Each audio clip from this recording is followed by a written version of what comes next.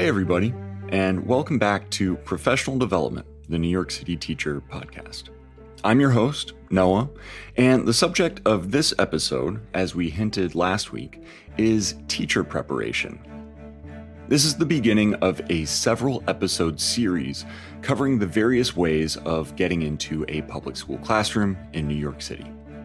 For an audience of mostly teachers living in the city, this might seem an unnecessary subject to cover. Whatever your means of getting there, you got there, right? Won't learning about the alternative pathways be like comparing prices on a new car after you've already signed on the dotted line? Maybe so.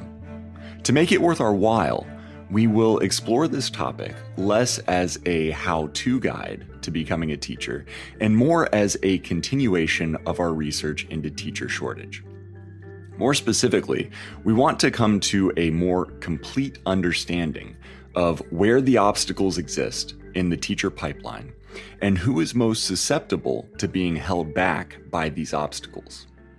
In the first episode of this series, which is this one, we will start with an overview of the traditional teacher certification pathway and the two most common alternative pathways, Teach for America and New York City Teaching Fellows.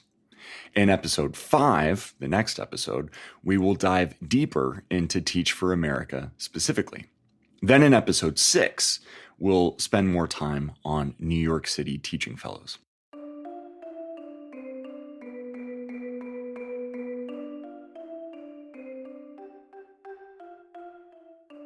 We're mostly teachers and teaching enthusiasts here. So let's work backwards from our goal, as we so often do when writing assessments and lesson planning. The goal or objective is to be in a New York City public school classroom with students, teaching them something and earning a paycheck in the process. The main obstacle standing in the way of any aspiring teacher in this objective is a New York State Teaching Certificate. The New York State Teaching Certificate comes in many forms that can be broken into 3 different subgroups: the traditional, the non-traditional or transitional, and other. The initial certificate is the entry-level traditional teaching certificate. One earns this either by completing a traditional New York State teacher preparation program or by completing the equivalent certification requirements at the end of an alternative pathway. One earns their professional certificate, which is one step beyond the initial certificate, with 3 years of teaching and 175 hours of professional development every 5 years. To answer the obvious question, no, I'm sorry, this podcast does not offer CTLE hours, at least not yet. Those CTLE hours are continuing teacher and leader education hours. It's the unit of measurement in tracking these 175 hours of professional development. All of that is beyond the scope of what we're investigating today. However, as our objective is just to get into the classroom. We will spend some time discussing CTLE hours and ways of getting them in a subsequent episode. Now, transitional certificates come in 4 forms. There is the Transitional A Certificate, the Transitional B Certificate, and the Transitional C and G Certificates. The Transitional A Certificate is intended for individuals who have extensive industry experience in the subject they are teaching, but do not yet qualify for an initial certificate.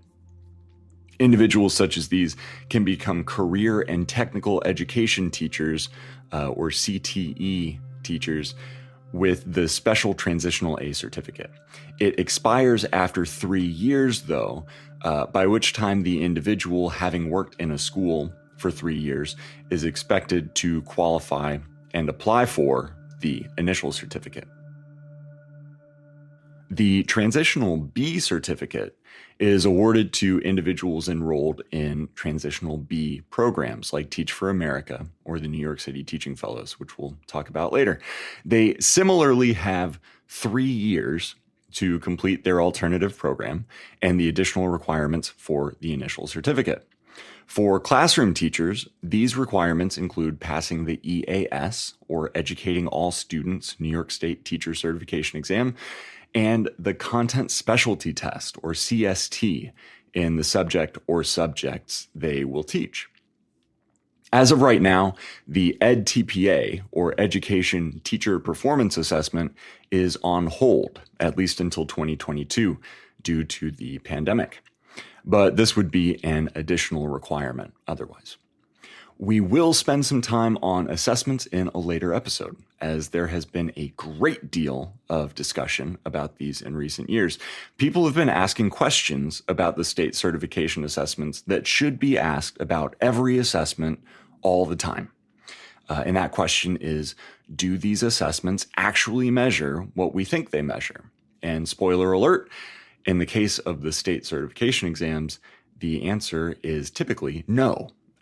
But yes, we'll come back to these when we have the time to discuss all of the implications, of which there are many. Anyway, Transitional B certificate holders must also take the Dignity for All Students Act, or DASA, workshop and complete the fingerprinting process, which is a means of clearing them to enter schools.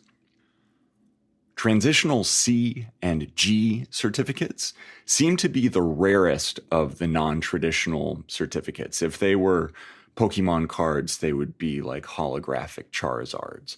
I couldn't find anything about them on the UFT website, and I really had to dig through the New York State Office of Teacher Initiatives pages in order to find information. These are designed for career changers as opposed to early career teachers. Transitional C certificates go to individuals who have graduate degrees or postgraduate certificates in the subject they will be teaching. Teachers can only get a hold of a Transitional C certificate if they have a letter from a school district that has agreed to hire them and take on the role of supporting them in their first 2 years of classroom teaching. They have to meet the same requirements over the course of 3 years as the Transitional B certificate holders, but they are outside of a Transitional B program. They also end up with professional certification when all is said and done. So they skip right over the initial certificate and go directly to the professional certificate. The same is true for Transitional G Certificate holders. These are candidates who have at least 2 years of experience out of the last 10 years in teaching their subject at the college level. The last subgroup of certificates deals primarily with reciprocity and credentials obtained out of state or internationally. These are all handled on a case-by-case basis, which means that no out-of-state certificate is pre-approved, but there is a list of equivalent and acceptable certificates from each state that you can reference before applying. If approved, the conditional initial certificate allows an out-of-state teacher to begin teaching right away while they fulfill whatever requirements they need for the standard initial certificate. The procedure is similar for teachers from outside of the U.S. They must submit their teaching credentials to the New York State Office of Teaching Initiatives for evaluation. After they are evaluated, the teacher will either be offered a conditional initial certificate, like an out-of-state teacher, or they will be directed to one of the other alternative pathways to certification. One other special case is the Internship Certificate, which requires holders to have completed more than 50% of a graduate program, leading to initial certification, along with all of the other state requirements for the initial certificate, and to have a job offer from a principal. This is essentially a means of getting into the classroom a bit earlier than one might if they were to wait until graduation. All right, so we have named the various official means by which it is possible to cross the threshold into a teaching career in a New York City public school. Of course, there is more to it on the back end, like sending out resumes, getting an interview, preparing a reasonably good teacher demo, and all that. But we'll save all that for another episode, one more specifically related to getting a job once one has earned their credential. For now, let's return to the question of how to earn the credential and which one. I am a music teacher, which means that there was really only one option for me in earning my teaching credential. I had to take the traditional pathway. Nobody will go on record as saying that music is less important than reading or math, but there is no alternative pathway clearing obstacles to get more music teachers into classrooms. Many of my colleagues teaching core academic subjects, on the other hand, arrived at our school via alternative pathways like New York City Teaching Fellows or Teach for America that provide a few weeks of training before starting recruits off in full-time teaching positions with full-time teacher responsibilities. Financially, it makes a lot of sense to pursue an alternative pathway. I owe $40,000 to the federal government for my 2 years of tuition at Teachers College, whereas many of my colleagues got their master's degrees either free of charge or with hefty subsidization. I worked odd jobs as a sub, a teaching artist, an essay editor, and perhaps my favorite, a Carnegie Hall event flyer putter-upper during my 2 years as a full-time master's student, whereas my colleagues were in the classroom already, earning regular paychecks. As I've mentioned before, I'm not particularly interested in teaching anything outside of music, so my decision was made for me. I could only get to where I wanted to be via the traditional approach. But for teachers of more highly sought-after subjects, those who have options, let's take a closer look at some of the possible alternatives.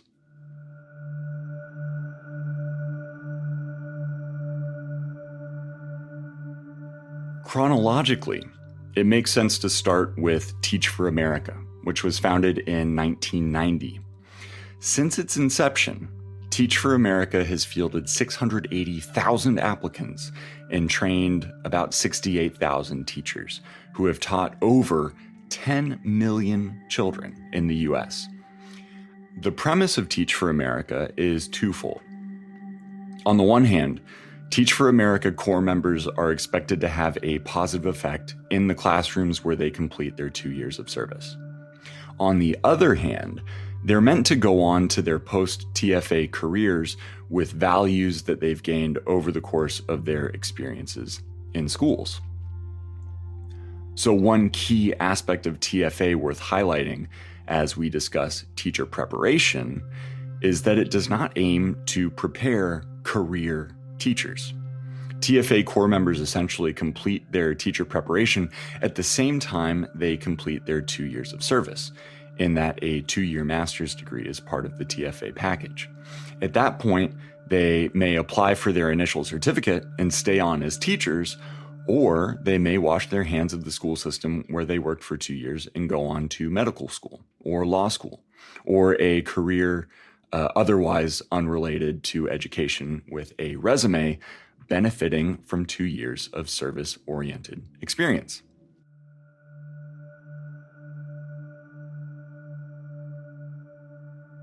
As an editorial note, I think often about how good TFA looks on resumes compared to how teaching full-time looks as an actual career. It seems teaching is really good experience when you are preparing for a career, but not a great career in itself.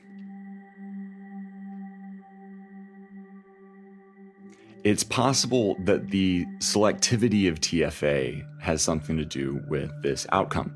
The organization primarily recruits high-achieving college seniors and has an acceptance rate of around 12%.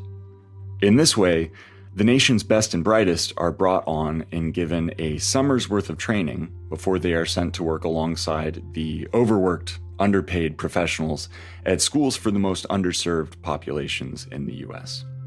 If there were competition for these jobs, it would be impossible to fill them with underprepared teachers on a 2-year contract. But there is not very much competition for these jobs. In fact, as we discussed last week, there were 100,000 jobs up for grabs that went unfilled in US schools because of how little competition there is. Teach for America has thus had a massive impact on schools in the US numerically, and this impact would not be possible without teacher shortage.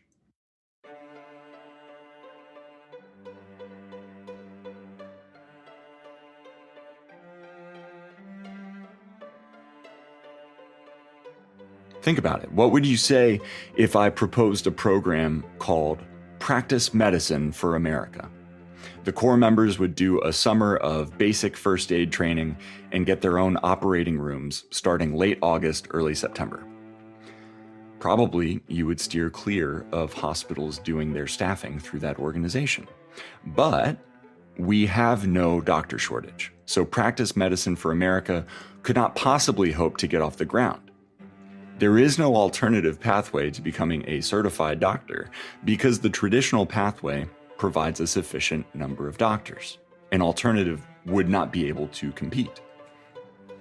All of this is to suggest that a serious solution to teacher shortage would make the traditional pathway more appealing than an alternative pathway and make it easier for teachers to stay in the profession.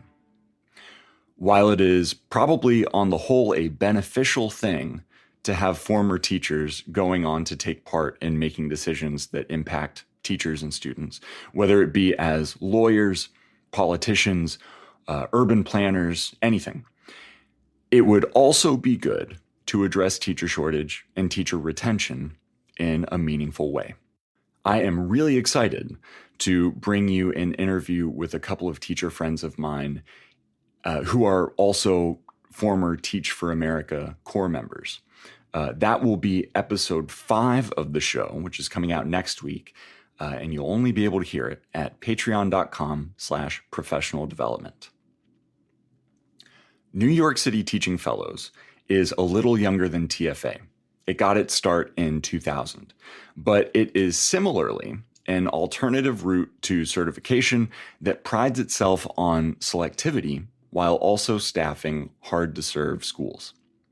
At the time of its inception, there were nearly 11,000 uncertified teachers working in New York City public schools, and the city was on the verge of an even greater staffing crisis.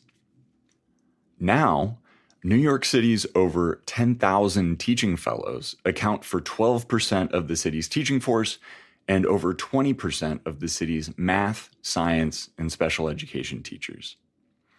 Just like TFA, the New York City Teaching Fellows pathway involves a summer of pre-service training prior to hitting the ground running in the fall with essentially a full-time teacher's workload and responsibilities. Fellows receive support specific to their program and attend graduate level classes as part of the Teaching Fellows experience, just like TFA, and are eligible to upgrade from their Trans B Certificate to an initial certificate after they have completed their grad school classes and other state requirements. This is the point at which the two experiences differ, because the intention for New York City Teaching Fellows is to keep teachers in the classroom. Certainly not everybody stays on, but there are 10,000 teaching fellows in schools in New York City, and the program only sends about 1,200 teachers into schools on a typical year. Just doing a little back of the envelope math here, that would suggest roughly a 40% retention rate over the course of the 20 years that the program has operated in New York City. In addition to this, New York City Teaching Fellows outperforms non-fellows hiring in the DOE in terms of first, second, and third year attrition, meaning teaching fellows are statistically more likely to make it to their third year of teaching than non-fellows. Fellows are also more racially diverse and representative of New York City's student population than non-fellows. One other departure from TFA we see with New York City Teaching Fellows is in grad school tuition. While TFA core members earn their tuition as part of their service, fellows enjoy subsidized tuition but have to come up with some of the costs themselves. Even still, it seems the program is doing something right if it can outperform non-fellows hiring in the city in the key indicators in staff attrition and racial diversity I just mentioned. For more on New York City teaching fellows, tune in to episode 6, which will come out in 2 weeks. Now, for this week's news. New York City public school students will not return until September 13th, but elsewhere in the country, students have begun to return to school already. In many cases, those students are returning to schools with freshly minted state laws prohibiting mask mandates. The states that have outlawed mask mandates, meaning you cannot require students or staff to wear masks, include Utah, Arizona, Iowa, Arkansas, Oklahoma, Texas, Tennessee, South Carolina, and Florida. New York City public schools have maintained a mask mandate that will remain in effect when students return. Over 10,000 students and staff have been quarantined in Hillsborough County Public Schools in Florida since they have returned to school. Nearly 1,000 students and staff in Nashville, Tennessee were quarantined or isolated since they returned to school. New Orleans had 299 active COVID cases and more than 3,000 students and staff quarantined.